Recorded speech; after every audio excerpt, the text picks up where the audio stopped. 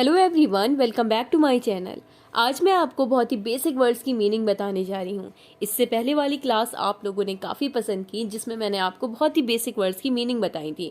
आज मैं आपको सभी बेसिक जो प्रोनाउंस होते हैं उसकी मीनिंग बताऊंगी। अगर आपको प्रोनाउन नहीं पता है तो प्रोनाउन जो नाउन की जगह पे बोला जाए। नाउन क्या होता है? नाउन सिंपल नाम, किसी भी चीज़ का नाम नाउन होता है, और नाउन की जगह पे जो बोले जाते हैं वो होता है प्रोनाउन। जैसे कि मी, माइन, योरसेल्फ, अवर। तो आज मैं आपको इन्हीं बेसिक वर्ड्स की मीनिंग बताऊंगी। सबसे पहले वाली क्लास में मैंने, यानी कि इससे पहले वाली क्लास में मैंने आपको मी का मतलब बताया था। आई का मतलब क्या होता है, मी का मतलब क्या होता है। तो मी का मतलब मुझे या मेरा, इसको मैंने आपको सेंटेंस में भी यूज़ करके बताया था। माई मतलब क्या होता है आप सबको पता होगा, बहुत ही बेसिक है। माई का मतलब होता है मेरा। जैसे कि मुझे अगर कहना है कि राहुल मेरा दोस्त है, राहुल मेरा दोस्त है, तो मैं कहूँगी Rahul is my friend. Rahul नाम है, ये क्या है? ये नाउन है, तो राहुल की जगह राहुल लिखा।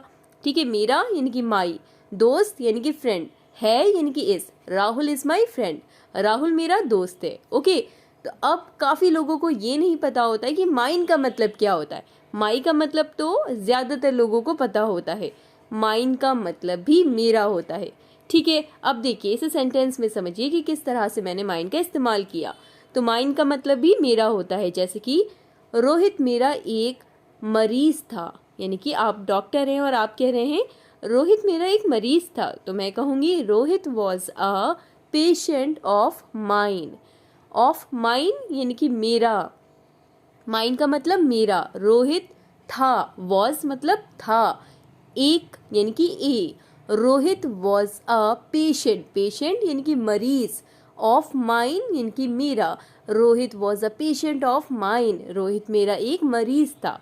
ठीक है, उसी तरह से अगला वर्ड है माई सेल्फ। माई सेल्फ का मतलब होता है मैं खुद। जैसे कि मैंने कहा कि मैं खुद को दोष देता हूँ या मैं खुद को दोष देती हूँ। I blame myself, I blame, blame का मतलब दोष। आई blame my self, my self का मतलब मैं खुद, यानी कि मैं खुद को दोष देता हूँ। I blame myself, I blame myself. Okay, move to the next word. अगला वर्ड है ही। आप सबको पता होगा ही का मतलब क्या होता है। वो होता है, इसे मैंने आपको तमाम वीडियो में बताया हुआ है। इससे पहले वाली वीडियोस में मैंने आपको इसका इस्तेमाल भी बताया है और इसका बेसिक मतलब क्या होता है ये भी आपको समझाया है। बस आपको ध्यान ये रखना है कि ही का मतलब होता है वो, लेकिन अगर वो कोई पुरुष है, यानी कि वो कोई लड़का है, मेल है, तो आप उसके लिए ही का इस्तेमाल करते हैं, और अगर लड़की है तो आप उसके लिए शी का इस्तेमाल करते हैं। ठीक है, और दोनों का ही मतलब होता है, यानी कि ही और शी का मतलब होता है वो। जैसे कि वो भागा, ही, वो भागा, ही रेन। ठीक है, वो दौड़ता है, ये एक लड़के की बात कर रही हूँ, तो मैं कहूँगी ही रन्स। वो दौड़ता है, ही रन्स। अगर मैं कहती हूँ कि वो दौड़ती है तो मैं कहती हूँ शी रन्स।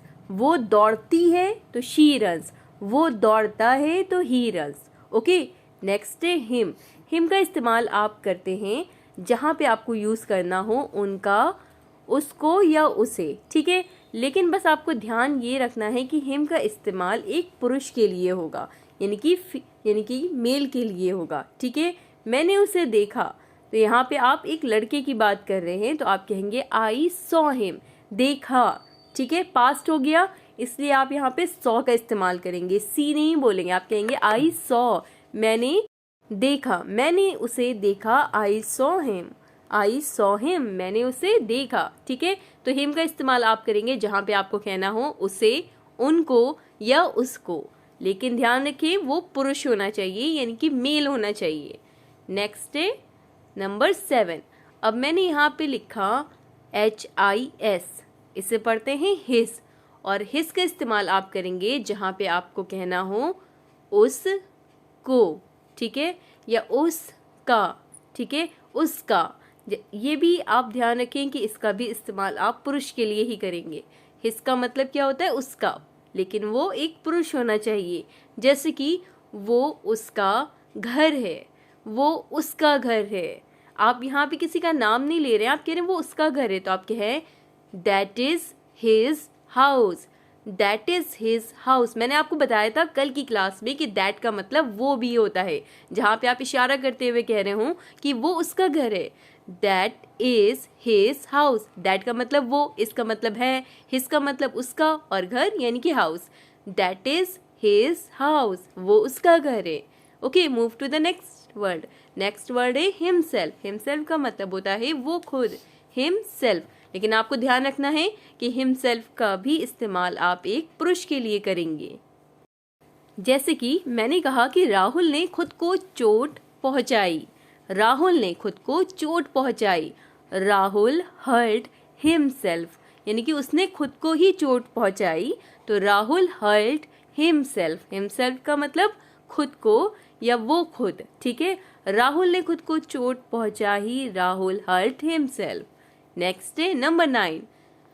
अब मैंने आपको इससे पहले बताया कि ही का इस्तेमाल करते हैं आप लड़की के लिए और शी का इस्तेमाल आप करते हैं लड़की के लिए। ही का मतलब भी वो होता है और शी का मतलब भी वो होता है। बस आपको ध्यान यही रखना था कि शी का इस्तेमाल आप हमेशा स्त्री के लिए यानी कि फीमेल के लिए करते हैं, लड़की के लिए करते हैं। चले मैं एक आपको सेंटेंस बताती हूँ। जैसे कि मैंने कहा कि वो मुस्कुराई। यहाँ पे मुस्कुराई यानी कि वो एक लड़की है, वो मुस्कुराई, तो शी स्माइल्ड। अगर मैं कहता कि वो मुस्कुराया, वो मुस्कुराया, तो वो लड़का हो जाता, तो मैं बोलती ही स्माइल्ड। वो मुस्कुराई, शी स्माइल्ड, ठीक है। शी स्माइल्ड, वो मुस्कुराया, तो आप बोलेंगे ही स्माइल्ड, ठीक है। मुस्कुराई तो शी स्माइल्ड। अच्छा, मुझे अगर कहना है कि वो कौन है, लेकिन वो एक लड़की थी, तो मैंने कहा वो कौन है, तो मैं कहूँगी who is she. Who is she, वो कौन है, who is she. Okay, next है हर। हर का इस्तेमाल आप हमेशा लड़की के लिए करेंगे, ये बात ध्यान रखिए। अभी तक ही मैंने आपको जितने भी बताए लगभग वो सभी पुरुष के लिए इस्तेमाल हो रहे थे, यानी कि लड़की के लिए इस्तेमाल हो रहे थे। लेकिन हर का इस्तेमाल आप हमेशा लड़की के लिए करते हैं, ठीक है। उसे, उसको या उनको कहने के लिए अगर वो लड़की है तो आप हर का इस्तेमाल करें। जैसे कि मैं उसे जानता हूँ, अब वो एक लड़की है, ठीक है। मैं उसे जानता हूँ, I know her. I know हर आप बोलेंगे क्योंकि वो एक लड़की है, इसलिए आप यहाँ पे हर लगाएंगे उसे के लिए, ठीक है। अच्छा, मैं उसे जानता हूँ अगर लड़का होता तो आप क्या बोलते, ये मुझे आप कमेंट करके बताएं। Move to the next word. मैंने भी आपको हर का मतलब बताया। अच्छा, मुझे बताएं हर सेल्फ का मतलब क्या होगा। हर सेल्फ का मतलब हो जाएगा वो खुद, ठीक है। ये किसके लिए इस्तेमाल होगा, क्योंकि हर हमेशा लड़की के लिए इस्तेमाल होता है, इसलिए हर सेल्फ भी लड़की के लिए ही इस्तेमाल होगा, यानी कि एक स्त्री के लिए आप इस्तेमाल करेंगे हर सेल्फ का। हर सेल्फ का मतलब होता है वो खुद। चलें इसे अब आप सेंटेंस में देखें। जैसे कि मैंने कहा सीमा ने खुद को चोट पहुंचाई। अभी मैंने राहुल बोला था, ठीक है। अब मैंने यहाँ पे राहुल हटा करके सीमा को मतलब कि ऐड कर दिया। सीमा को यहाँ पे बोला कि सीमा ने खुद को चोट पहुंचाई, सीमा एक लड़की है, तब आप बोलेंगे Seema hurt herself. Herself का मतलब होता है वो खुद, यानी कि उसने खुद को ही। सीमा ने खुद को चोट पहुंचाई, Seema hurt herself. Okay, next है योर। योर का इस्तेमाल आप करेंगे जब आपको कहना हो तुम्हारा या आपका, दोनों के लिए ही आप योर का इस्तेमाल करेंगे। जैसे कि कोई सामान है, आपको कहना है क्या ये तुम्हारा है, तो आप बोले is it yours. Is it yours, क्या ये तुम्हारा है, इज इट योर्स। क्या ये तुम्हारा है, या आप कहना चाहते हैं क्या ये आपका है, is it yours. Is it yours. Okay, move to the next word number 13। अब मैंने आपको योर का मतलब बता दिया, अब मैं बोल रही हूँ योर सेल्फ। तो योर सेल्फ का मतलब होता है तुम या फिर आप खुद, ठीक है। तुम खुद या फिर आप खुद, अगर आपको कहना है तो आप योर सेल्फ बोलेंगे, योर सेल्फ बोलेंगे। ओके, जब आपको कहना हो आप खुद या तुम खुद, तो आप क्या बोलेंगे, योर सेल्फ।